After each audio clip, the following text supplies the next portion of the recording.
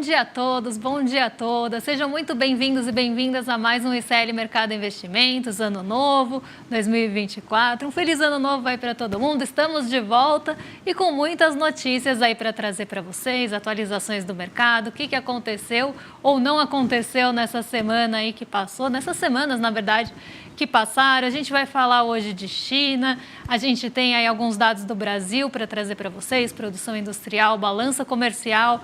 Vamos ver as expectativas para esse ano e já começar aí a esboçar alguma expectativa para o ano que vem. Então vamos falar do relatório Focus, temos aí também termômetro de bolsa e outros assuntos aí para falar com vocês. Mas antes de tudo isso, bom dia, André, como você tá? Feliz ano novo. Feliz ano novo, Débora. Feliz ano novo a todo mundo aqui da nossa audiência. Voltamos. E como toda boa segunda-feira, a gente vai falar do nosso amigo mercado, né? O que será que o mercado aprontou? Será que ele está na praia ainda, curtindo? Acredito que ele está, porque foi tão tímido as primeiras previsões, não tendo muitas mudanças. Mas a gente ainda tem um monte de assuntos, principalmente assuntos que ocorreram no finalzinho da última semana, quando a gente não estava ainda com o programa ao vivo. Então a gente vai falar de produção industrial, balanço comercial, vamos falar também da regra do rotativo agora, mudança de regra aí que vai beneficiar bastante os brasileiros. Então tem bastante assunto aí para a gente retomar aí as nossas atividades, mas como sempre, né, Débora? Vamos começar o programa aqui falando da agenda do dia, né? Então tudo que nosso telespectador aí vai enfrentar hoje, Débora. Então vamos começar aí com a agenda? Olha, assim como o Focus, assim como o mercado voltando aí da praia, a agenda também está mais tímida hoje, ela está mais esvaziada. Então a gente tem sim divulgações importantes nessa segunda-feira, mas a semana ela está mais focada, né? Então a gente já tem um olhar do mercado para meados aí da semana, que é quando começam a ser divulgados os dados de inflação. Então, nessa segunda, a gente tem uma segunda mais tímida, uma agenda realmente mais esvaziada. Então, a gente tem as encomendas da indústria saindo, né? Já saíram, na verdade, às 4 da manhã lá na Alemanha. A gente tem os índices de confiança do consumidor e sentimento econômico da zona do euro, que saíram também agora pela manhã e acabaram movimentando um pouquinho aí o mercado europeu. Vendas no varejo da zona do euro também saíram hoje. A gente tem o IPCS semanal, então primeiro aí, quadricemana de janeiro. Boletim Focus, que é o que a gente vai trazer aí para vocês com maiores detalhes.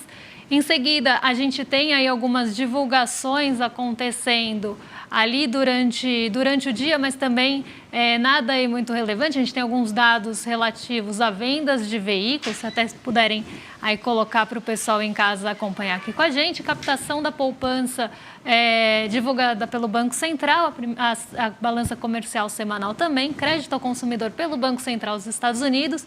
Alguns dirigentes, né, e presidentes aí do Fed devem falar hoje também para também dar um direcionamento, né, agora com o ano começando, quando devem começar esses cortes, estão esperados na taxa de juros dos Estados Unidos.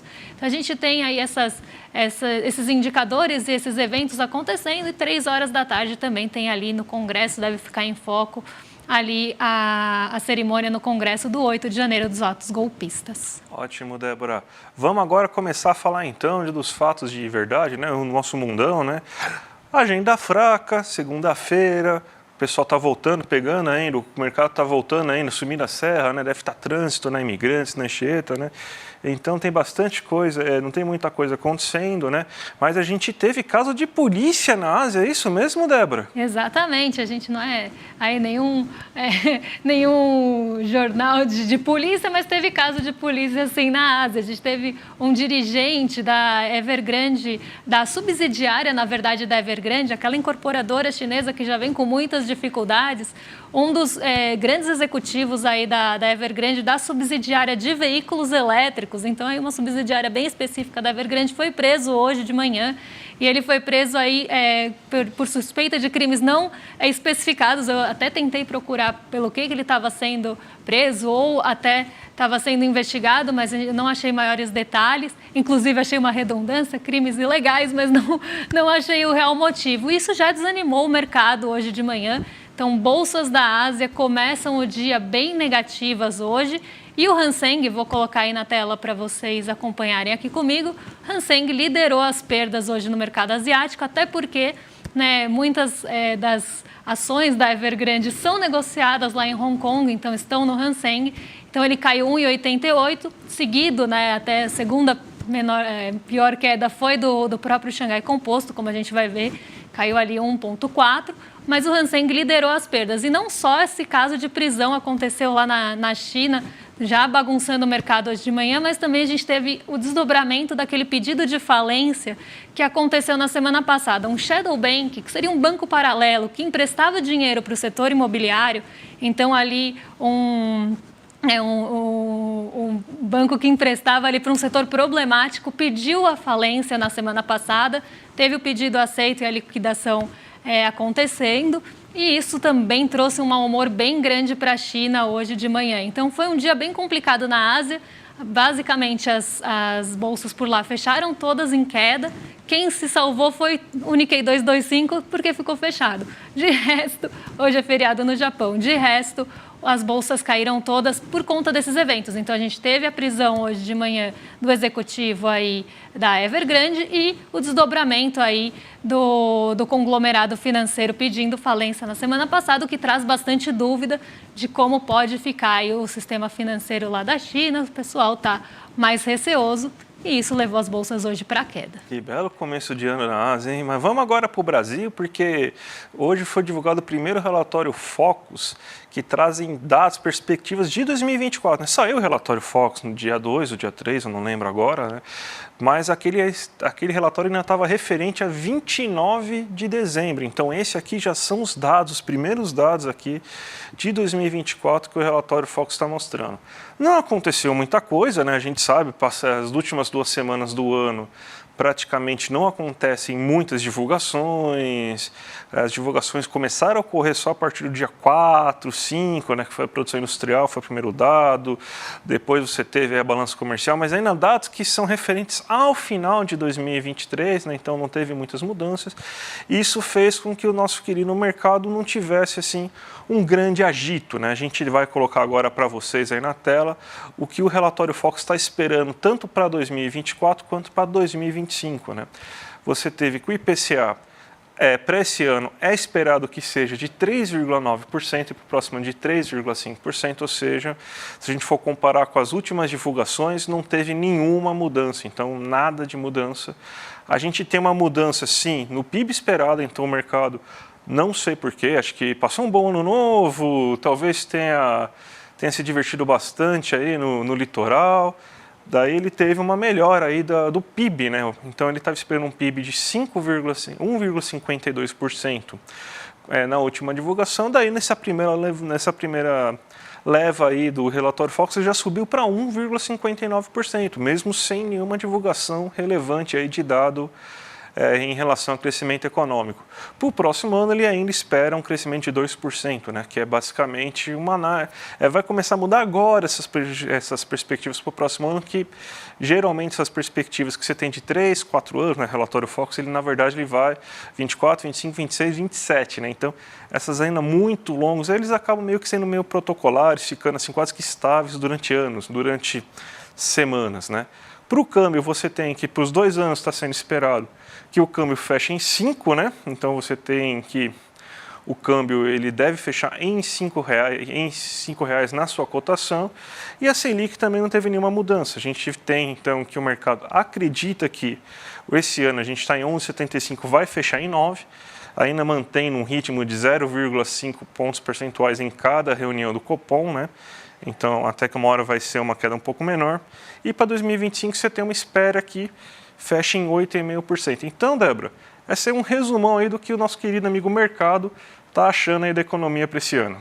E o mercado também está esperando que a Bolsa suba nessa semana. Então, a gente vai trazer para vocês o termômetro da Bolsa, justamente para mostrar aí o que o mercado espera, né, vamos pensar, primeira semana de janeiro, porque as duas outras, se vocês repararem aqui, nem aparecem no termômetro. Então, tanto aquela semana curta que teve ali entre o Natal, né, e na verdade, a semana do Natal mesmo, que a gente teve o último dia útil do ano, que não é o dia 29, é o dia 28 para o mercado, porque o último dia útil do ano não tem operação. Então, foi uma semana muito curta ali, do dia 26 ao dia 28, e depois a gente teve a primeira semana de janeiro, que também foi mais curta por conta do Ano Novo.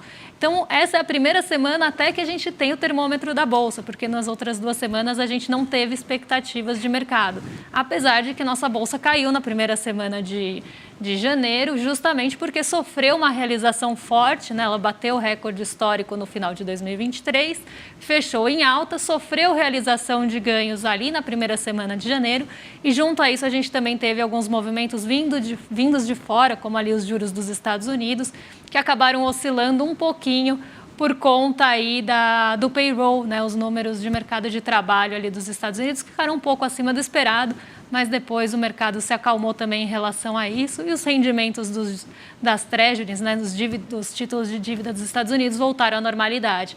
Então, essas 2 semanas, elas nem aparecem aqui no gráfico para vocês, porque realmente não teve pesquisa. Então, na semana do dia 18 a 22, que foi a última semana cheia que a gente teve aí de Bolsa no nosso mercado, a maioria dos agentes esperava, né, que a Bolsa ia fechar em alta. A Bolsa realmente fechou em alta, deu continuidade ao movimento de ganhos, fechou em 1,19% positiva. Na semana seguinte, que é aquela semana mais curtinha, né? A gente teve a Bolsa em continuidade de alta, então a gente teve até o recorde histórico sendo batido. Ela subiu ali por volta de 1,9 na semana que não está aqui. E na semana passada a gente sofreu esse ajuste e nossa Bolsa cedeu.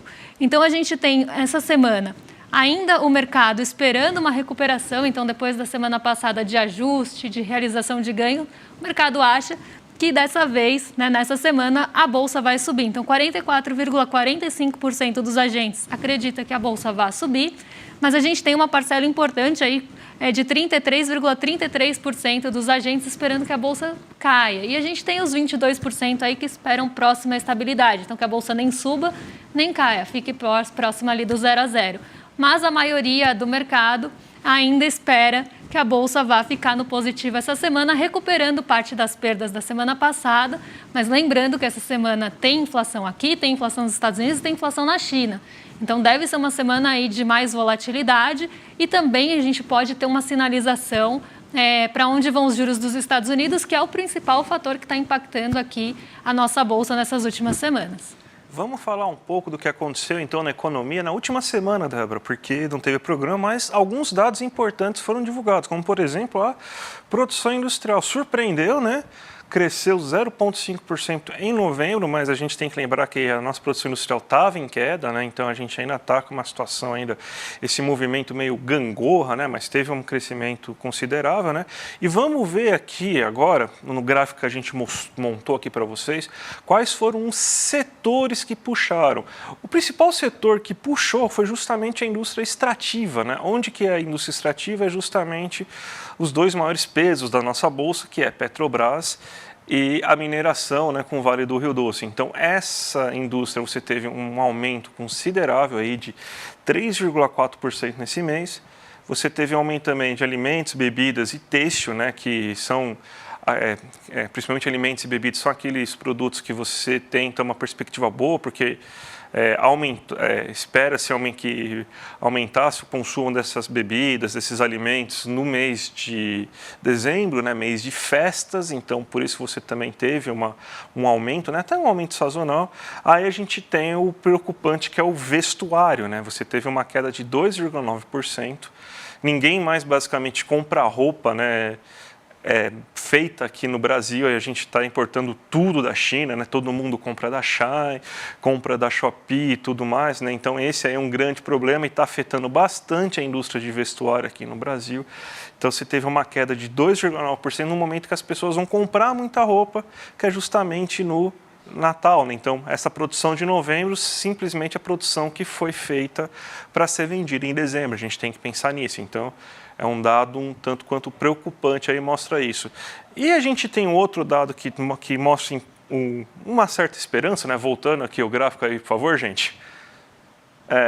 Que é a questão que a metalurgia cresceu, ou seja, estamos produzindo insumos, né, para você começar um certo nível de investimento, mas o nível de investimento ainda não está sendo observado, porque se a gente for ver que máquinas e equipamentos que são aqueles bens que a gente tem, que são aqueles que iniciam um processo de investimento, né, ou seja, bens que produzem outros bens, a gente teve uma queda de 2,9%. Automóveis também caiu 3,1%. Então a gente teve um aumento da indústria muito sazonal, pensando nas vendas de fim de ano, né?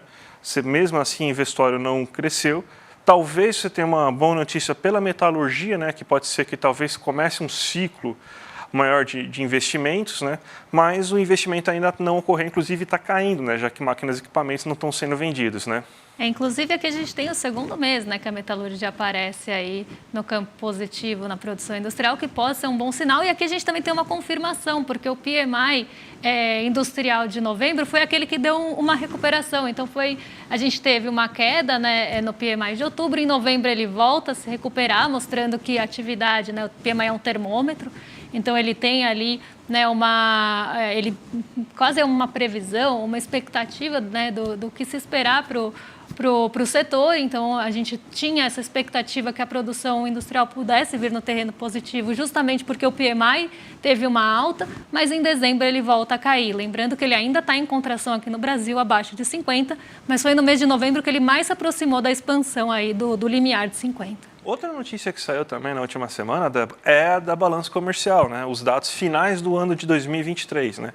O maior superávit já registrado, quase 100 bi, né? A gente falou que provavelmente ia chegar, não chegou, né? Mas acontece, foi por pouco, né? 1,2 bilhões que faltou aí de superávit. A gente tem, então, até um gráfico para mostrar para vocês e fazer a comparação com o último ano, né? Que foi um ano até que bom, né? Inclusive, né? De superávit, que você teve que foi exportado 334 bilhões em 2022, agora nesse ano foi exportado 339 bilhões. O agro justamente foi o que puxou, né? A gente tem nos últimos meses a indústria extrativa puxando também, justamente minérios e petróleo bruto, né? Principalmente. Então, a gente volta a ter um peso da Petrobras na carga de exportações, e o que é muito importante, que pelo menos é uma matéria um pouco mais sofisticada, né? Então, o mais importante é você tentar importar bens mais sofisticados, não somente bens primários mesmo, aquele que você tem pouca tecnologia envolvida na sua produção, né? A gente importou menos também, né? O que ajuda a explicar também o saldo. A gente só importou 240 bilhões esse ano. Ano passado a gente exportou 272,6 bilhões, né? Então a gente conseguiu esse saldo de 98,8 bilhões. Para você ter uma ideia, ano passado a gente conseguiu um saldo de 61,5 bilhões. Foi um saldo menor do que a gente estava esperando, principalmente porque a gente teve um aumento muito grande nas importações, maior do que esperado. Até esse ano está mais ou menos dentro do que a gente tem de média histórica, né, no nível de importações, e isso aqui provavelmente deve ajudar bastante na formação do PIB, aí, se a gente observar somente pelo lado do consumo, né? Então provavelmente vai ser o consumo das famílias e a balança comercial que vão trazer os maiores resultados positivos para o PIB de 2023, Débora. E é uma boa notícia aí, né? Um recorde que já até tinha sido batido antes aí do fechamento, já estava esperando, mas uma boa notícia é essa atualização da balança comercial. E tem boa notícia também para quem tem dívida no rotativo do cartão, ou para o brasileiro, né, que acaba tendo aí dívidas de rotativo, porque a gente teve aí no dia 3, né, a limitação dos juros a 100% da dívida a partir da quarta-feira da semana passada, né? Então a gente teve essa limitação acontecendo, né? A gente tinha uma discussão em relação a isso, né? Os bancos tiveram até ali 90 dias para apresentar uma autorregulação, uma proposta, então a gente tem aí o limite do rotativo do cartão. O que a gente precisa pensar aqui é que a gente tem essa limitação de 100% da dívida, mas o rotativo é aquele crédito que o brasileiro não pode ficar mais de um mês. Então a gente tem, claro, é que a gente tinha uma distorção muito grande, a gente tinha bancos cobrando 1000% de juros no anual, né, na taxa anualizada, e a gente tinha ali, em média, 436%, né, no último levantamento do Banco Central, de juros anuais, né? Então, juros anualizados, apesar do brasileiro ficar só um mês. Então, a gente faz essa comparação, né, usa essa base anualizada para comparar com outros instrumentos de crédito. Então, o que acontece? Né? A gente tem o brasileiro agora tendo essa limitação aí de 100% da dívida, então o proporcional no mês vai ficar menor, mas a gente tem um outro passo a enfrentar, porque depois de rolar a dívida em um mês, o brasileiro ele precisa, né, levar essa dívida, ele não consegue ficar rolando no rotativo como antigamente, ele rola a dívida um mês, então ele deixa de pagar ou não paga integralmente, a dívida é rolada para o mês seguinte com os juros do rotativo, e no segundo mês, essa dívida, se não paga, ela vai ali para um outro tipo de crédito, que normalmente é o parcelamento da fatura, que ainda tem um juros alto aqui no Brasil também, uma média aí de quase 200% ao ano. Mas essa notícia já é uma notícia muito boa, né, para o brasileiro, ela não resolve totalmente o problema, mas melhora muito, justamente porque não vai ter aquela distorção, né, de juros a 1000%, que no mensal vai ficar muito alto. Então, vai ajudar, sim, nessa bola de neve, né? É uma medida importante aí, que a gente vem falando há muito tempo já, mas a gente tem que também dar uma olhada nesses outros juros exorbitantes que a gente ainda tem aí no mercado de cartões. Né? Não, é o começo de uma solução, né? Porque você imagina que a dívida de cartão de crédito era impagável, né? Você não tinha como você aumentar a sua dívida, vamos pegar assim, R$1.000, ela virava R$4.500, R$4.800 em apenas um ano. E se a gente fosse, vamos pensar assim só num ano, porque se a gente for pegar no segundo ano, imagina quanto que seria essa dívida. No máximo, então, ela vai ficar agora de R$2.000. Então, esse é o limite que você vai ter agora dessa dívida. É alto? Ainda é alto, né? Mas é algo que você vai conseguir pagar. O problema que sempre a gente fala, né, os juros é alto porque o brasileiro não paga, o brasileiro não paga porque os juros é alto, o brasileiro não paga porque os juros é alto. Imagina você pegou R$1.000, você não pegou isso de graça, você precisou fazer essa dívida, você precisou pegar isso, né? Então isso daí não é algo que você está pegando por fazer gracinha, até a gente sabe principalmente como que aconteceu na pandemia, né, que muita gente se enrolou no cartão de crédito para comprar comida, para comprar medicamento. Então, a gente sabe como que foi essa situação, né? E criou-se dívidas impagáveis, né? A gente já tem o Desenrola, que está ajudando essas pessoas a sair disso, né? E agora, a partir da dívida, né, que você contraiu, né, se você entrar no rotativo do cartão de crédito a partir da última quarta-feira, você não vai poder mais ter aquela taxa de juros que era inexplicável, né? Uma taxa de juros muito elevada. Então, isso aí, pelo menos, Débora, é uma boa notícia aí, né? Não tem risco de não pagamento que justifique uma taxa de 1000%. É por isso que é justamente o contrário. O brasileiro não paga, justamente porque os juros é muito alto e deixa impagável.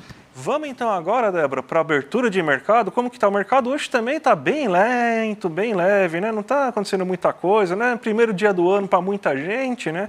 O mercado está voltando aos poucos ainda, né? Está voltando aos poucos e está aí, aqui no Brasil, negativo, justamente porque a gente tem uma agenda esvaziada, e quando a gente tem uma agenda esvaziada, alguns fatores ganham mais peso, ganham mais relevância.